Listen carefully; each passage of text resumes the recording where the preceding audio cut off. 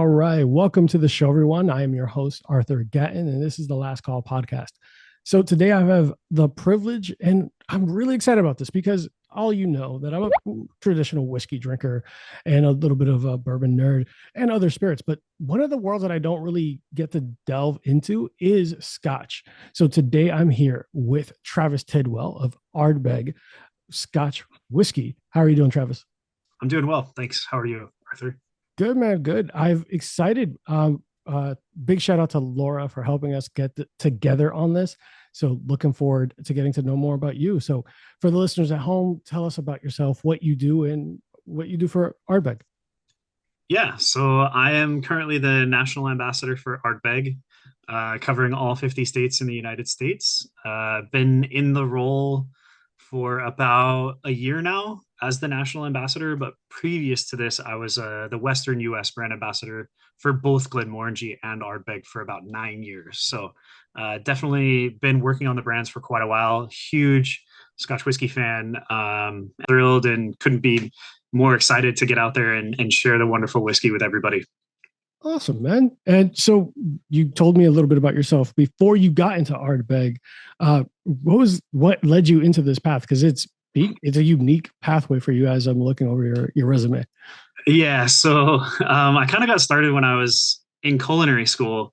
I was taking some elective classes, that were involved in beverage management, menu classes, wine specifically related classes, and I've started noticing flavors and aromas in the wines that I was kind of experiencing while I was going through culinary school.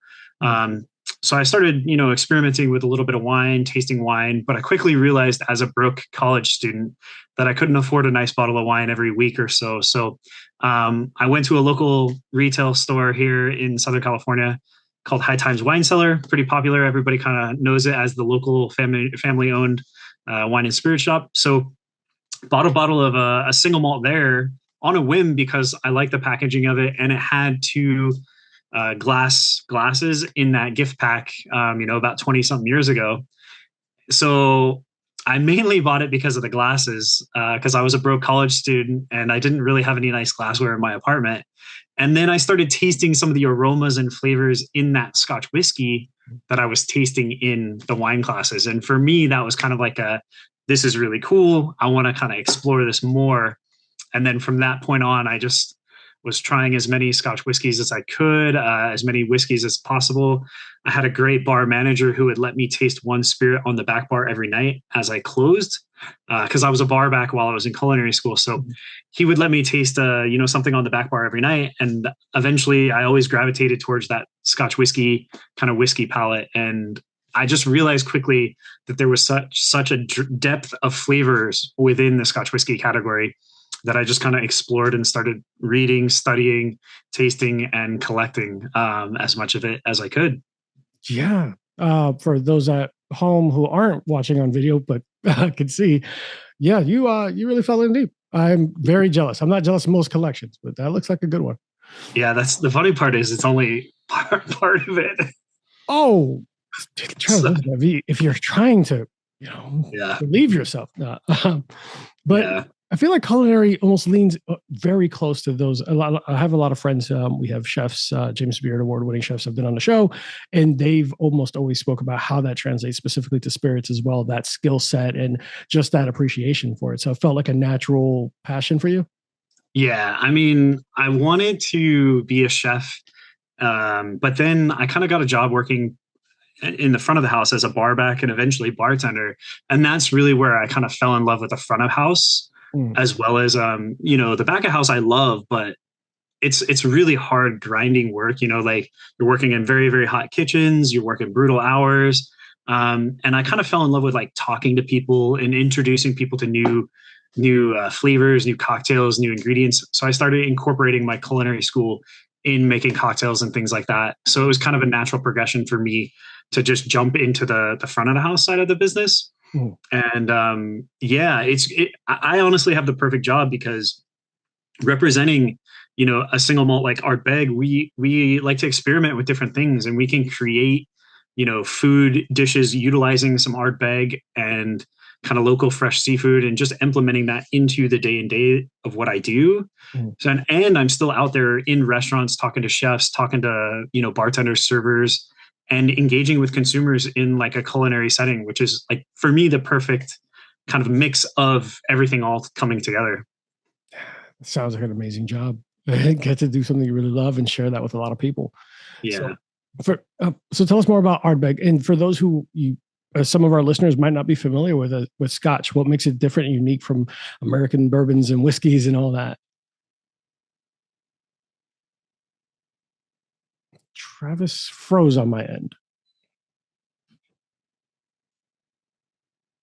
You kind of work your way up to, and I feel like Ardbeg is definitely the end of the journey, right? Mm-hmm. As far as progression, when you talk about like the progression of flavors and the richness of Ardbeg single malt. Mm-hmm. But I'm always stunned and surprised when I meet people out in different states and different markets who aren't huge like whiskey Scotch collectors, or they haven't tried too many, and they just immediately go and say, Ardbeg's my favorite.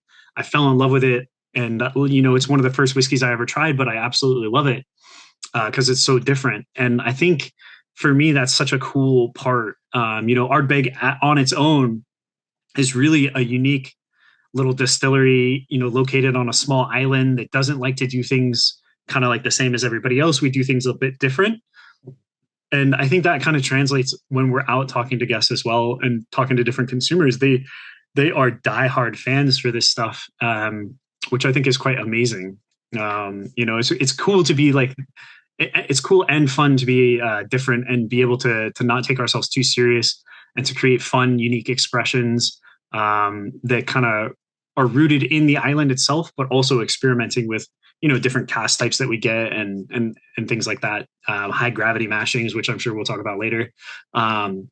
So it's quite fun, working for a distillery that is well known, but it's not super, super well known that, we can still do things a bit different and kind of experiment here and there. Yeah, I've seen a couple of those bottles that come out with very unique kind of techniques and everything else. And I actually really love the labels too, because I think it kind of gives a very fun appeal to it for those who have never tried it. It gives you something different that you might not try somewhere else. When we talk about peat and that flavor note, which is known for being surprisingly fruity, zesty, and not just smoke. I think very often when you think about Scotch, people think about heavy on just a smoke bomb, and it's not always the most appealing when you hear about it. But Ardbeg as a Scotch is one of those that I feel very approachable and have those unique flavors. They were talking about earlier about there's the high gravity techniques. Can you tell us a little bit about those unique things that make it different? Yeah. So I guess the biggest thing with Ardbeg, I didn't really answer your previous question now that I think about it, but okay. One of the unique things about Ardbeg is we often refer to ourselves as the peaty paradox, because Ardbeg produces a heavily, peated whiskey, but because the shape and size of our stills, the copper pot stills that we distill and make the whiskey in, they're quite large and they get a lot of copper contact because of the purifier. We actually produce a lot of reflux, which in the end product translates into a lighter, more fruity and more delicate style spirit. So it's kind of this balance of what we refer to as soot and fruit. So Ardbeg has this sootiness, this kind of pine tar resin, but underneath all that smoke, you get a lot of these fruity, tropical kind of characteristics that are developed because of our long fermentation times.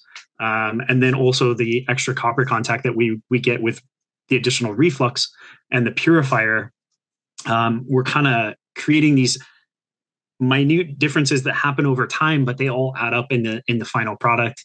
And that gives us more of this lighter, more delicate and fruity, but heavy, smoky whiskey. So it's like the perfect paradox, right? You got this very tropical, fruity characteristic, but you also have this heavily peated, kind of sooty, ashy, kind of pine tar characteristic that works really, really well with the two together. It's like sweet barbecue, right? Or something like that. So I reference that a lot with Ardbeg and some of the things we do.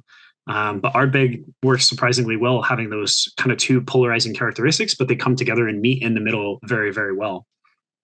So I know that this is just for some listeners who aren't familiar. What is peat? Yeah. Because that term gets thrown around a lot, and for those average consumers who might not know and trying to be introduced to it, go ahead. I'll let you explain. Yeah. So peat is basically the natural resource that we use on Islay specifically, or in the Outer Hebrides or the islands of Scotland. When people started immigrating over to these islands, they quickly realized that they needed some sort of natural resource to heat their homes, cook their food, dry their clothes. And at the same time, they were making whiskey or making spirit. So they found that they could dig up this earth, this peat, the peat moss, and let it dry out for a couple months. And then they would use that as their heat source, their fossil fuel. And at the same time, that was imparting flavor into the drying process of malting the barley, or into the drying process of the barley after it had been malted. And that gives us kind of this rich, smoky kind of flavors that come from the soil. So peat is essentially earth that you dig up. We like to use in between like the 3 to 6 feet deep of the peat, and because that part of the peat has the most vegetation, most kind of organic composition in it, that's what gives it some of the flavor to the final product. So we dig that up, dry it out, and use that as a heat source to kind of flavor the malt, if you will. On the opposite side of that, for a whiskey from maybe the Highlands or Speyside, you can just heat up the room during the drying process of the barley, and that will impart very neutral flavors, and it won't give you that smokiness. But that's what these island distilleries are typically known for, is that rich kind of peated characteristic, which is coming from the island soil composition from that peat. And the peat can vary based on where it's dug up and dried. And that's why for us, Islay peat, it's very close to the sea, it's very close to the ocean. So you kind of get this slight maritime or sea influence that you find in some of these whiskeys. But it's really down to the composition of what's in that soil. So over the last 1,000 years, the soil will compress, and some of the natural organic matter that was found in that soil will become part of that peat layer. Thank you. Funny enough is when looking up and just reviewing and kind of looking at videos, because your brand, Ardbeg, is a very popular brand. It has almost a cult following. I've seen, even when I just Googled, so I kind of show my fiance what the bottle looked like, because I told her we were doing this show, videos came up. And the first thing when talking about tasting this is like, I could even smell like sea air in this bottle, which I found was amazing. I mean, considering where it's being created and based off of. Now that we kind of touched on you having this giant cult following, and there's those unique labels and all these fun expressions, do you find yourself teaching people about the brand, or just managing this kind of excitement when fans see who you are and, oh my God, and they're excited to share a story? How's that going? It's been amazing. I would say it's kind of like, you never know what you're going to get into, to be honest, when you meet an Ardbeg fan. Mm-hmm. Sometimes it's a first time consumer coming to the event for the first time. And then there'll be times where I meet people who know more about the brand than me. And I like to think that I know a fair bit about it, but I'm always surprised because, as you mentioned, it has this really deep cult following kind of status. I've met people along my journeys that have big Ardbeg tattoos on their arm, things like that. So it's kind of wild and kind of crazy to see the diverse reaction that you get from people. So I would say it's a mix of the two. Sometimes I'm engaging and creating extra excitement around like events like Ardbeg Day. Typically people that come to the Ardbeg Day events are very, very knowledgeable about the brands, and they're kind of diehard fans. And then sometimes when we host, spirited dinners, or I'm working out with our distributor partners, I'll run into, bar managers and people who know a little bit about the brand, but they've never really experienced it too much. But once people kind of look into it and see what Ardbeg's all about, it's hard not to love it, to be honest. It really is. I think we make some of the greatest whiskeys out there. We've got tons of awards for a lot of our expressions and for our distillery itself. And we do like to experiment and create some fun, unique whiskeys, which I think is always exciting. Yeah, I mean, you recently took home Scotch Producer of the Year at 2025 IWSC. And this is pretty awesome, considering that at some point the distillery was mothballed back in the day. I mean, that's part of the history and all that, and to see such a recent high award, does that feel like pressure to keep innovative or to just keep doing what's going well? Like, how does that make it?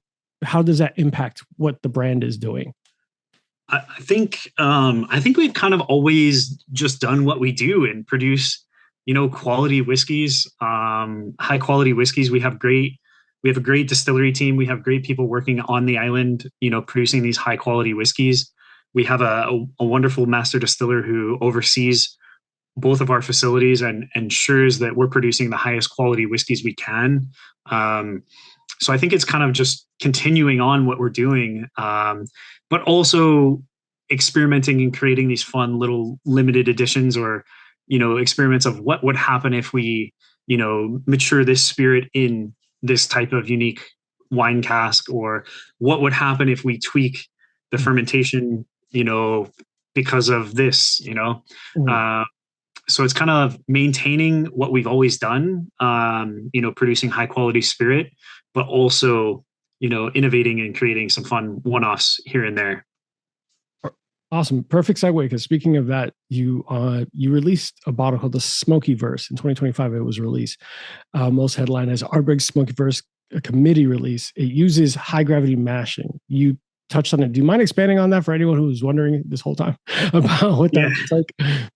Yeah, high gravity mashing is it's a really kind of geeky brewing term that's often used in making, beer production, or the guys at the distillery, when they measure the soluble sugars or the amount of sugar in the barley mash, which is what the way they measure it is in the form of gravity, right? So gravity is essentially the amount of sugar to the water ratio and where that sits on the gravity scale. Mm-hmm. So for this particular expression, what we wanted to do was create a much more concentrated mash. And the way to do that is by doing what we call a high gravity mashing. So essentially, we're malting in more barley to the same amount of first and second waters. And what that gives us is a higher concentration of sugar, or soluble sugars, that we'll be able to extract in the form of, maltose and maltotriose and dextrin, which will then essentially become, your fermentable base to make, your brewer's beer, if you will, or your wash. Mm-hmm. So the way they measure that is in the form of gravity. Kind of a geeky term, but essentially what it means is basically more sugar to water ratio, and how that sits in the final. There's a lot of scientific calculations that you can do based on the gravity to determine your final volume as well for fermentable sugars, your wash, and then your final distillate as well. So all kind of crazy, but essentially what we did is we mashed in like 1.5 times more barley to our same amount of first and second waters that you use to extract the sugary liquid, which will go on to fermentation. So what that does in the whiskey itself is it gives us more esters. So esters are what translate into your fruity, tropical kind of characteristics in the final product. So the more esters, the more funky and more fruity it would be, which is kind of cool and exciting. So if you open up a bottle of Smoky Verse, you'll notice that it's really quite tropical on the nose. So it has these like wonderful tropical kind of funky fruits on the notes. It reminds me almost like some of these really, really high ester rums that you get from Jamaica and things like that. Oh, okay. I went to verify. Did I get a Smoky Verse? No, I did not. But I will look for one. So I talked about it, but the Ardbeg Committee, what is that? So the way the Ardbeg Committee kind of started was when the distillery reopened its doors in 1997. We were looking for a way to reward our loyal followers who had supported the distillery from the 70s through the dark times of the 80s, and then with the reopen of the distillery in 1997. And we had a little bit of whiskey stock left over from the closure. So barrels from the 70s, a little bit of distillate from the 80s that had been maturing and sitting in the warehouses, even though the distillery was closed. There was also a little bit of distilling happening in the late 80s, early 90s to fulfill contracts that we had with other major blending houses. So there was a tiny bit of distillation happening behind the scenes. And mainly that was from a sister distillery that also owned Ardbeg at the time. They would come over and make whiskey at Ardbeg for about 2 months out of the year, and then they would go on back to their distillery just down the road and continue full-time production at the distillery they were working at.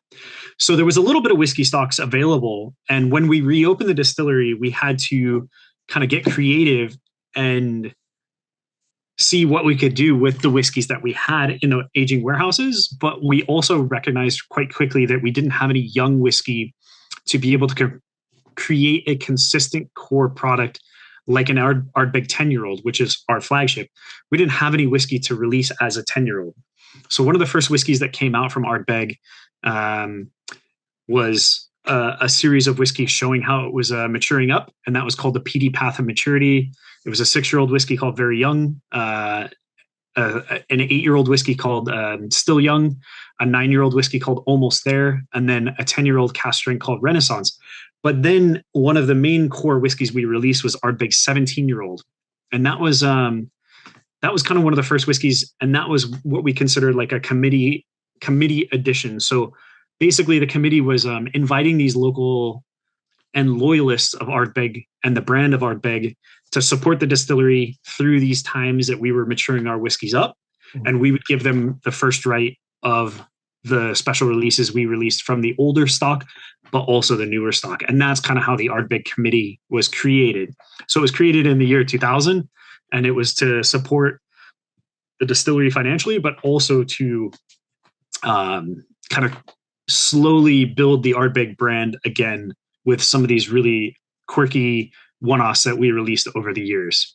And that's kind of what we try to stay true with the tradition of, our committee editions or our committee releases throughout the years. We'll release these kind of quirky whiskeys in ode to the original committee releases that we did, that were, casks that we had that were just kind of like one-offs that we couldn't really find a core product that it would fit, right? And the committee itself is what, 100, it says, with over 180,000 members? Yeah, it's growing.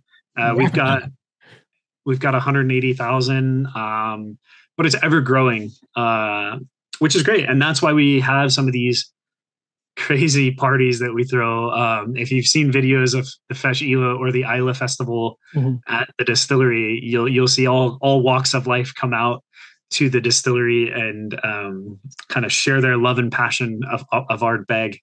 And most of them are committee members. Yeah. Listen, I have camera will travel. You let me know. For sure. What does someone have to do to become a member of the committee? Or it's quite easy now. All you have to do is just sign up on ardbeg.com, and you'll get a couple emails a year kind of letting you know what's happening at the distillery, some updates when we've got some new special releases coming. If we're ever releasing or throwing a party in a certain state or a certain market, you'll get information to that event or activation. We also have a national tour that's about to kick off in February, which it'll let you know the dates and locations of where that tour will be going, called the You Can't Untaste It tour. So, or the You Can't Untaste It campaign, which will be happening in February, which could be, it's going to be quite fun. I'll be at a lot of the stops and interacting with different guests and committee members rather. So yeah. That sounds like a lot of fun, traveling around and doing all that. So, all right. So I'll make sure in the show notes, and for listeners at home, if they're interested, to make sure that they sign up at ardbeg.com, because I'm gonna, for sure. Yeah, it's fun. Like, Ardbeg is one of those brands that, it likes to be quirky and fun. And the emails that you get, you only get a couple of them. It's not like a spam email that, some companies do, where you get four emails a day. But this one, you get an email every couple of months, and it's usually a fun read. And I always kind of chuckle and laugh at some of the things that they write. So it is quite fun. I'm curious. All right. So I'll sign up tonight for sure. All right. So I have a couple of follow-up questions. So we talked about the near death of the distillery. It was mostly closed between 1980s and 1990s, specifically around 81 to 89, and then ran sporadically around 90 until 96. It was bought. I'll let you explain it. So what saved the distillery and what went from there? Yeah, so Dr. Bill Lumsden, our director of distillation, head of whiskey creation and whiskey stocks for the Glenmorangie Company, is really the pioneer and was at the helm of kind of resurrecting and bringing Ardbeg back to life. So we were part of the MacDonald and Muir family, or the Glenmorangie Company, and they heard through the grapevine, if you will, that Ardbeg was up for sale. And we were able to secure and purchase the distillery because Dr. Bill, with his love and the dedication that he had put towards Glenmorangie, the original owners of Ardbeg, quickly realized that Dr. Bill would be the right person to turn over the reins of Ardbeg to and bring it back to its former glory.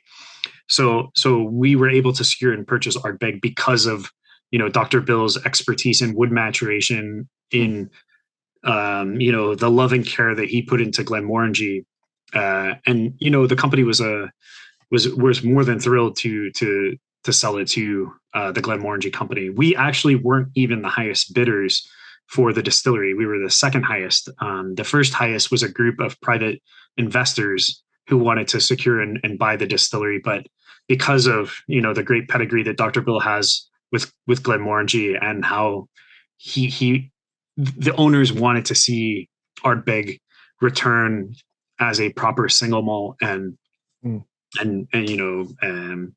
produce high quality whiskeys and spirit. So that's why someone who was going to keep the tradition alive. Yep, exactly. That's awesome. I'm glad that happened. And I hadn't realized, I know that it was impacted obviously through prohibition and everything like that throughout time, but it's such an interesting history to it all too. And it's beautiful to see that one, the bottles kept that traditional look. It's looked the same. It's kind of just stayed historic, right? You recognize it right off the bat. Even I referenced it earlier when I showed my fiance the bottle. She's like, "Oh, I've seen it all the time," because she used to work at Total Wine. And she just hadn't realized the name. So definitely, I'm glad that turned that way. With that being said and talked about, you touched on you said unique bottles, right? And some fun stuff. So there was a bottle, and I have it behind me, so I'm going to try to get it. It's the Wee Beast. Mm-hmm. So one of the interesting things that I found on this is Wee Beast, a 5-year-old, recently won best overall Scotch at New York World Spirits Competition. Yeah. Tell me about Wee Beast, because I have not had this. Admittingly, never had this. I'm about to open this now and have it with you, but tell me about how that felt. And proving age is nothing but a number, especially in terms of whiskeys, with this giant demand for, I want something super aged and 108 years old. And talk to us about this. Yeah. So, 5-year-old whiskey, some of the original blends and original whiskeys that were released were never quite super aged. That's relatively a newish thing in, I would say, the last like 15, 20 years, where you started seeing older and older age statement whiskeys. And then we ran into kind of this weird period where aged whiskeys really sold really, really well. And in certain markets, they sold exponentially well. And some distilleries actually wiped out a lot of their older stock because of that. For us at Ardbeg, we kind of had the opposite problem, where we actually didn't have a lot of really old whiskeys at the distillery. We were quite constrained in the younger whiskeys because we reopened the doors in 1997, 1998. So we had to kind of get creative. And one of the ideas that we've always kind of kicked around is young peated whiskeys kind of show their best with the phenolic compounds, and the smokiness in the whiskey kind of show better at younger ages.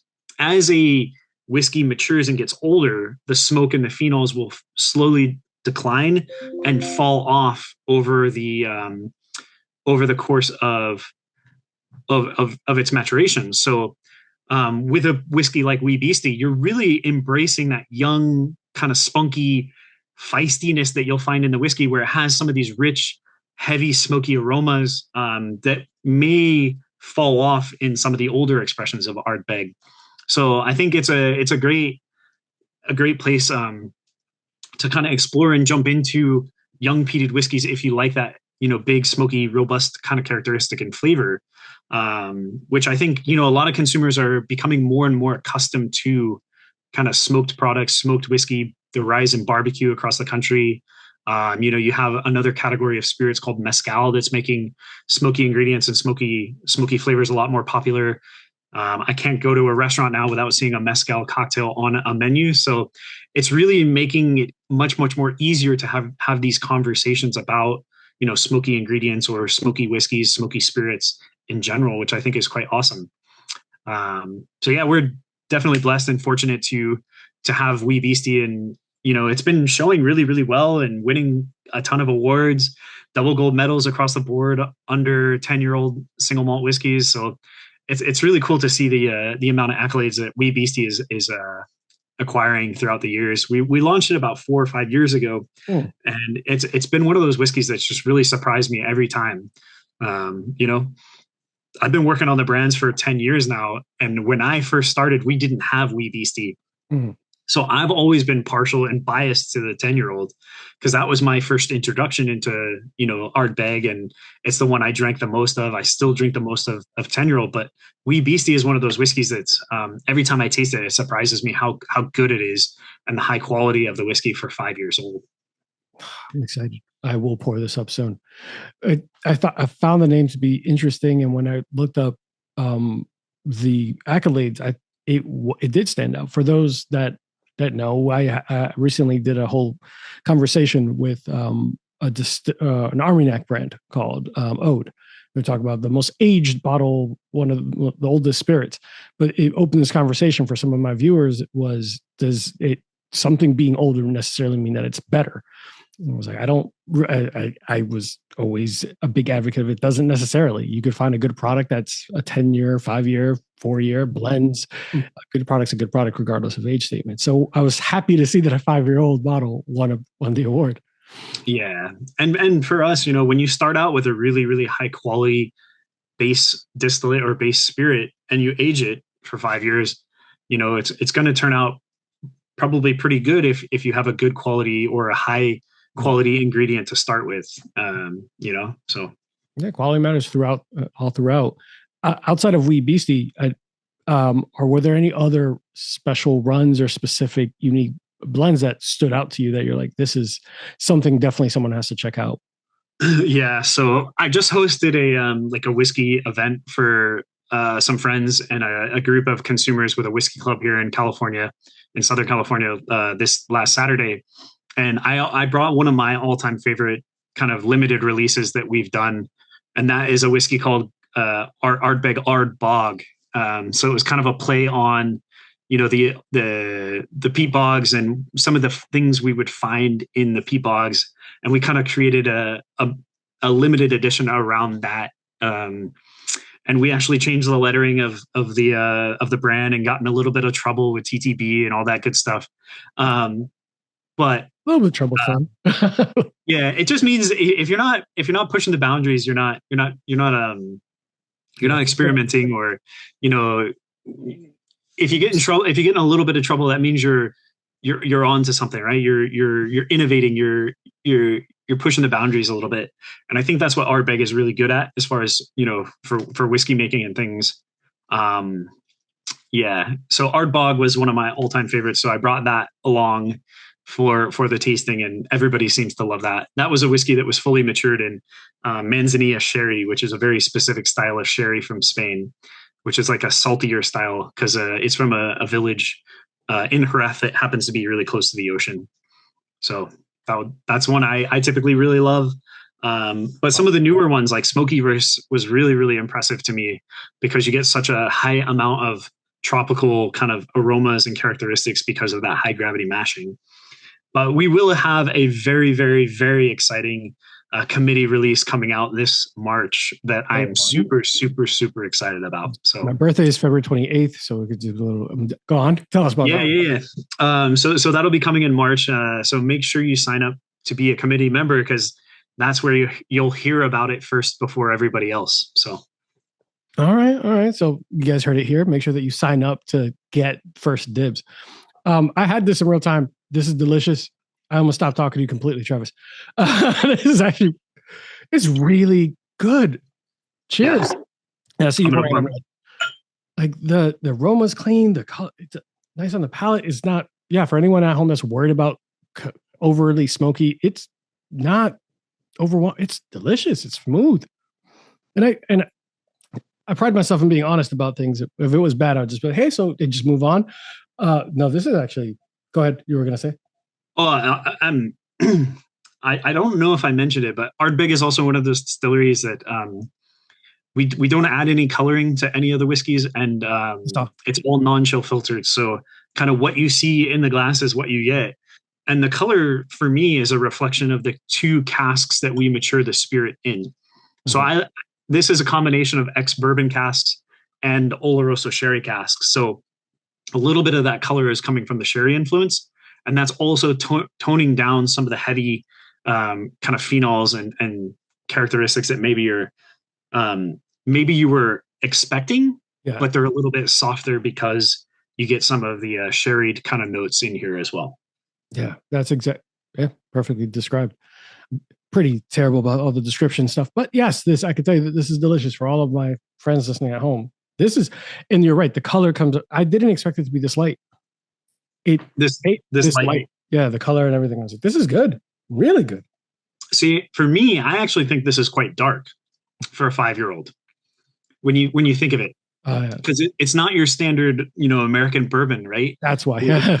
bourbon, you're using that new charred oak every single time you make bourbon whiskey. Mhm. For us in Scotch whiskey, we don't actually use a ton of virgin oak. We like to use more of the first fill, second fill, refill bourbon casks because our base spirit or our base ingredient being malted barley is a much, much softer, more delicate grain than corn or rye, which you would use in a bourbon. So those raw grains can hold up really, really well to new oak, where us using malted barley, it's a little bit softer. So we like to temper the whiskey a little bit more with not so heavy oak driven flavors. That's probably, yeah, you hit it on the head. That's probably why I was, as a bourbon drinker, I'm always expecting something darker and more amber. This is lighter. And I actually really like it. I'm mad I didn't open this earlier because I could have been drinking the whole time. I mean, it's fine. So like when we look at this one, Mhm. the 5-year-old, the wee beastie, when you pour the 10-year-old and compare the colors, the 10 is double the age, but you'll notice it's a little bit lighter in color. Okay. And that's because there's no sherry influence on the 10-year-old. The 10 is all ex-bourbon cask, Mhm. but it's also a little bit different recipes that we use for the casks to bring up some of the heavier phenols and some of the more smoky characteristics. By utilizing a more second or third fill cask, you're going to get more of the spirit characteristics and less of the oak driven flavors. So that's really Dr. Bill, our whiskey maker's kind of job, is to balance the base spirit with the oak, and kind of find the perfect marriage of different barrels to make a consistent 10-year-old product. That's super unique. I'm going to compare them in a moment, but I'm running out of space. Like, all right. So talking also, you when you spoke about also not using fresh oak barrels, I think there's a little bit of there. I also appreciate that there's sustainability there, right? So you're not having to create more, destroy more trees, take down more trees, do all this. You're using what you have, and it's. I know that in 2025, you also announced there was a major partnership with Royal Society of Protection of Birds as well. It seems like sustainability is almost imprinted in traditions and keeping things alive. And sustainability is really embedded in your culture. Can you tell us about that partnership and what that brought up? Is that just kind of happenstance or? Yeah, I mean, for us at both distilleries, we're always trying to, yeah, we're always trying to, give back to the local community, but also, sustainability is a huge point of interest for us as a company, as well as the distillery. We're located on an island with only 3,000 people that live there. So it's very crucial that everything we do on the island is very tactical. We don't want to disturb the microclimates and, what is so precious of that island. We want to preserve all of that. So doing these partnerships and securing restoration of like the peat and everything is really important to the DNA of our distillery, but also to the company as a whole. Both of our facilities are going to be 100% natural gas. We have biodigesters. We're doing all the things to make the distilleries more sustainable on the front end as well as on the back end. So it's really crucial to what we do as a whole. Not negatively impacting your community and the people that they appreciate. I'm certain. Ardbeg, with a small island with 3,000 residents, I did find wild because that's such a small populace compared to where I live. So yeah, but it must feel good too for them too to have something they could be very proud of and be a part of. I kind of want to talk a little bit more about this is a fun one. Ardbeg recently opened a hotel. We did. Yeah. Tell us about that and where is it located? I don't know enough. Yeah. So I haven't been yet. So I haven't been to the new Ardbeg house or the new Ardbeg hotel. I have stayed at that hotel prior to us renovating it and kind of creating the new experience there. But it's located in the heart of Port Ellen, which is, just the town right down the road. And it's probably maybe 10, 15 minutes away from the distillery, which is great. So it's located right in Port Ellen. And it's a thriving part of the community. There's different hotels on the island, but there's not too many. So the Islay Hotel, now the Ardbeg House, is really kind of an institution on Islay, where, I've drank at that bar many times. I've tried a lot of different great single malts at the bar. I can't wait to go and experience the actual hotel and see how they've updated and renovated and created a unique experience with kind of the fun flair of Ardbeg. But I know that they're offering some very special drams at the Ardbeg House that are exclusive to the Ardbeg House. So I'm super curious. I want to get out there and check it out as soon as possible. I've seen some photos and videos of the food and the culinary experience there. It looks incredible. And I know that they're going to offer, some of the rarest and finest single malts from Ardbeg, but also, other fine distilleries on the island's products as well, because, that's what Islay is all about. It's a community. So it's more or less bringing everybody together, and hopefully we can continue to provide for the locals of the area, and they can go in and enjoy some great bites and some great food, as well as some awesome cocktails and some fine single malts as well. I as a consumer, I find that so appealing to have kind of a one-stop shop for a vacation, a visit. You get to visit a small, beautiful island, go to a distillery, go to a hotel themed around the distillery. If you're a lover of anything Scotch, that could be a hell of an experience. That's a bucket list type of trip for sure. I always tell people who have never had a peated whiskey before, or people who don't enjoy peated whiskeys, I guarantee if you go to Islay and you spend a little bit of time there with the locals and go see the environment, see the island, the people, you'll fall in love with it. Truly. It's such a magical experience. I grew up in a super small town, but there's something really special about going to an island with only 3,000 people. There's about 10,000 sheep, and there's not a single stoplight on the whole island. 10,000 sheep? Yeah, that's awesome. It's truly a magical place. It really is. And I've been very fortunate to have gone quite a few times. And every time I go, it's magical. Some of the best seafood in the world. It's truly an incredible place. That sounds beautiful. And now I have a business expense card. That's fine. I'll figure it out. So now that I've had the 10 and the 5, 10 is a little bit richer and deeper. But that 5 in the color, that's why when you saw me like this, I was like, okay. Yeah. So this is the Beastie. This is the younger one. Yeah. That's why it's weird. That's why it's, but I know that it says 5 years and it tastes smooth as heck too. The wee Beastie. Yep. I think I'm partial to the wee Beastie right now versus the 10. Yeah. I'm partial to the 10, but I think that goes down to just being on the brands for 10 years and Yeah. I, I will say this, and this is true. Ardbeg was the very first whiskey that made me fall in love with peated whiskeys. And at the time, I worked for a competitor. So this is a true testament. Like, that's why I left that job when I saw that the Glenmorangie and Ardbeg brand ambassador position had opened up. I couldn't have been more thrilled to jump over and represent these fine whiskeys. Yeah, I'm not gonna lie to you. I think the wee Beastie is gonna be part of my rotation if I can find it more often. It's good. It's actually really good. Yeah, the wee Beastie is amazing. Yeah, you know, it packs a punch, being 47.4%, but it drinks super super smooth. Yeah, I was looking at the specs on it on my show notes. I was like, this does not taste like it should be this strong, but okay. All right. Yeah. So definitely one of the ones that we'll keep on rotation and check out for all the listeners at home. Make sure that you check it out because it's really, really damn good. It's approachable. It's not over like a smoke bomb. It doesn't overpower and it comes off very, very smooth. The scents are, I hate to use all these terms, those caramel notes and all those kind of like smooth feels. I don't know. Enough of that. But definitely worth checking out.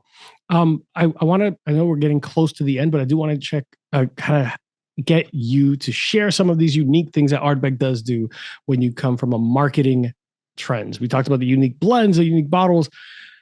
You have sent whiskey to space, comics, sci-fi themes.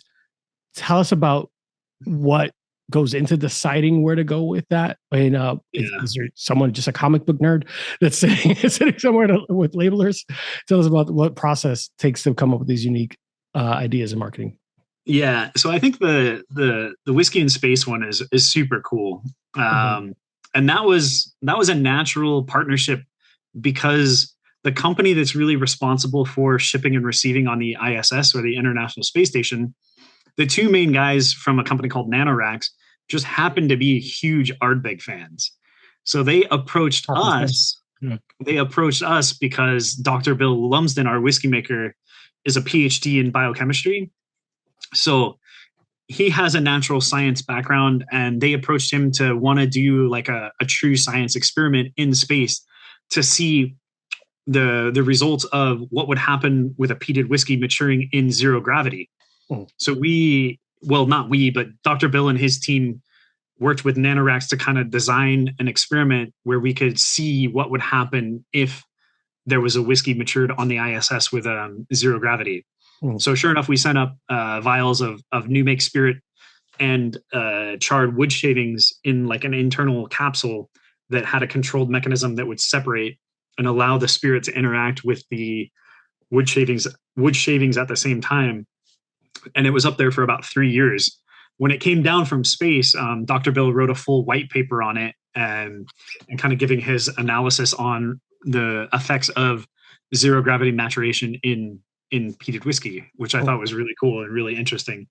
So that was one of them. And then, like the comic book, and we created this whole world around what we call Planet Ardbeg, and kind of thinking of if Ardbeg was a specific style of comic, or what would it be? And it was kind of like this out of this world experience where we create these really big, robust, and unique flavors.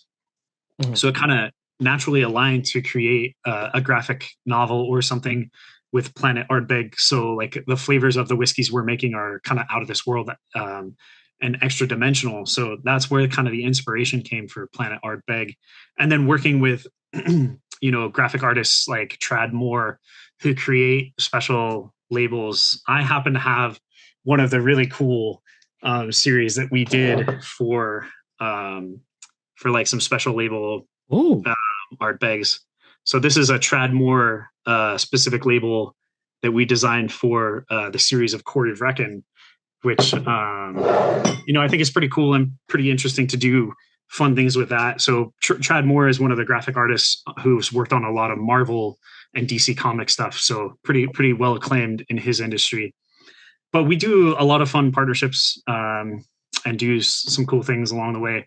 Ardbeg is one of those brands that just likes to, you know, not take itself too serious, but still creates really, really high quality whiskeys and spirits.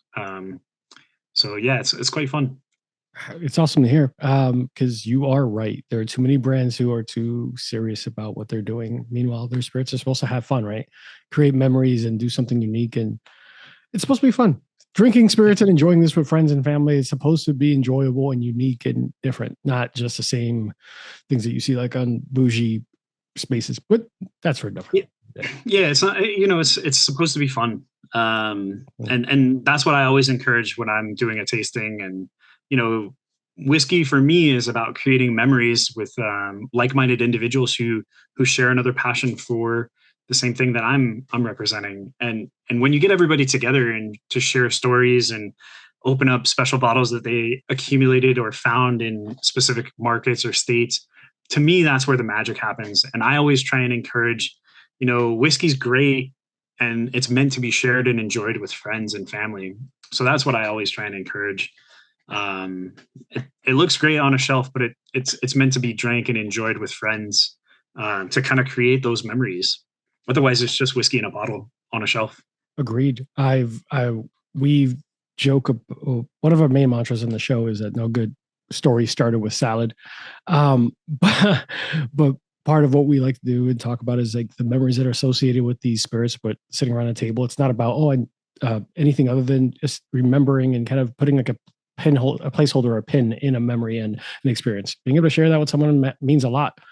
So definitely love the fact that your brand is not taking itself so serious where you feel like, oh my God, I have to save this for like my daughter's christening or something. I can enjoy this with a good friend to remember the story forever. So love to hear it. Two last questions before we close out. One, if you had to give someone an introductory bottle and say, hey, try this training wheels, what would be that bottle that you would recommend? For me, I really enjoy Ardbeg 10-year-old. That's probably my all-time favorite. So I introduce people to that a lot. Uh-huh. And you can do it a couple different ways. So if I'm out at a bar or restaurant and somebody's never had Ardbeg 10, I always recommend two cocktails, an Ardbeg old fashioned. So it's a smoky old fashioned, but you don't have to take a smoking gun and kind of physically infuse the whiskey with the smoke. Uh-huh. So it's kind of like a cleaner smoked old fashioned, because Ardbeg 10-year-old for me has this really vibrant smoke, but it's also quite a clean peated whiskey. So it finishes really clean. And then also an Ardbeg daiquiri. So if you've never had an Ardbeg daiquiri, it's the perfect balance of lime, sugar, and peated whiskey. And it really, really works together. So if you know of a cocktail bar or a bar that makes a really, really good daiquiri with like fresh squeezed lime juice, simple syrup, and rum, but we substitute the rum out for Ardbeg 10-year-old, and it makes an incredible daiquiri. Okay. So it's a much, much softer approach to Ardbeg. I also really, really like our new Ardbeg 17-year-old, which is a more lightly peated Ardbeg. So it's a bit different. It was a special release or a committee release that we did last year, but I love that whiskey because it's a little bit softer, a little bit more approachable. But if you have somebody that just wants to jump headfirst into the deep end, then Beastie, I think, is a great example. It's not going to break the bank. It's a pretty approachable price point. And it's a whiskey that packs a ton of flavor. Where, maybe a couple like 5-6 years ago, when people weren't as familiar with smoky products or smoky whiskeys, I would have maybe said something else. But with Beastie, I think it's like the perfect marriage of like a big, robust, full flavored kind of characteristic in a whiskey, but it's not overly smoky or too intense. So for me, I like the Beastie because it has some of those sherried kind of rich, oaky, spicy notes that maybe you're familiar with in a bourbon. So I think that's a great one to introduce to maybe like bourbon drinkers into a peated whiskey. Awesome. Thank you. Yeah. And I will also concur. I agree. The Beastie is dope. I love it. It's fantastic so far. I've poured it 3 other times. So if you start hearing me act funny at the end, it's natural. And last but not least, just for fun, if you were on a desert island and you had to take one spirit bottle with you and it wasn't Ardbeg, what would it be? So not whiskey related. It doesn't have to be. Okay. Whatever you want to answer. I happen to really like wine as well. So one of my favorite wines is Sancerre, which is it's a Sauvignon Blanc made in the Loire Valley of France. Okay. So I think that, and to me, like Sancerre, I could drink it all times, anytime. I think it's one of those wines you could just drink whenever, or champagne. Champagne's another one that I can drink pretty much all times, any times. But if we're talking spirits, I do really enjoy tequila as well. So typically I gravitate and if I'm drinking an aged product, I like whiskey. If I'm drinking something not aged, then I'll drink, I really like sipping on Blanco tequila. Okay. So I thought you would have leaned mezcal. Well, I used to really like mezcal. But over time, when I want to drink a smoky product, I'll just drink Ardbeg because we make it so well, and we do some pretty amazing expressions that I really happen to love. So as you can tell behind me, there's a lot of Ardbeg back there, and the green chartreuses. And man, I do like chartreuse as well. That's another, but that's more of like an aperitif or a dessert style thing for me. Yeah. But yeah, if I'm just going out with friends and they don't have like a great whiskey selection or something, I'll sip on Blanco tequila. Awesome. Well, good choices, man. I definitely respect it. And I love once again, I love the collection. So Travis, as we close out, where can people find you, Ardbeg, social media, whatever you'd like to share with everyone, and any exciting upcoming events that you want to make sure people are a part of? Yeah. So you can find me on Facebook or Instagram. My Instagram handle is TEEE_RAVIS. So T Ravis. You can find me there, or Travis Tidwell on Facebook. There's not too many of us. I'm hugging a whiskey barrel, I think. So that's a good indicator that you've got the right Travis Tidwell. There is ironically a country music artist who has an Instagram called Travis Tidwell.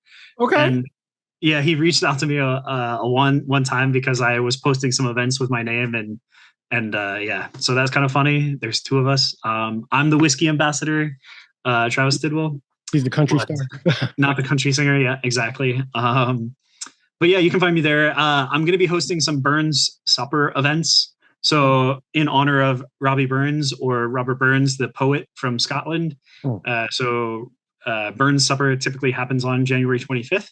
So I'll be going to McMinnville, Oregon to host a dinner there. And then I'll be off to San Antonio to host one on the 27th. So awesome, man. Well, but you'll see me throughout with the Can't Untaste It tour. I'll be traveling to a lot of the different markets and hosting events and things like that with that. So awesome. Yeah. I'm looking forward to becoming part of the committee and tracking and kind of keeping track of that, and maybe being part of a future event. So for everyone at home, make sure that you subscribe if you enjoy what we're doing.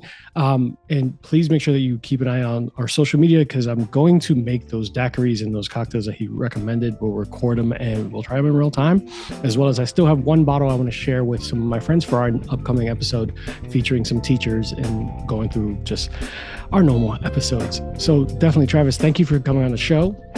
Make sure everyone at home drinks responsibly. Try something new. I did today and it was fantastic. Like, subscribe, share, and see you guys next week.